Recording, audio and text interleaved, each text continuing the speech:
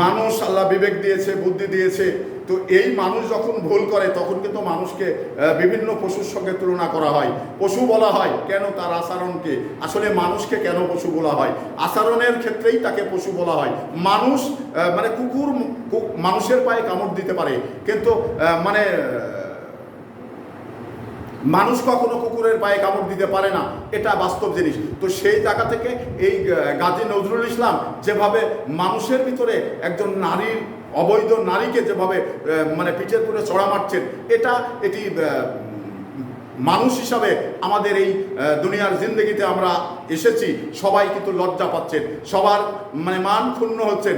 এই মানুষটিকে যখন কুকুর খেপে যান তখন কিন্তু কুকুরকে কি করতে হয়? মানে মেরে ফেলতে হয়। তো ঠিক গাজী নজরুল ইসলাম সাতক্ষীরার যে 4 আসনের সংসদ সদস্য, সে খেপে গেছেন, তাকে কিন্তু এখন মেরে ফেলতে হবে। এছাড়া না হলে ভালো মানুষ, ভালো সমাজকে সে কুলসিত করবেন এবং বিতর্কিত করবেন।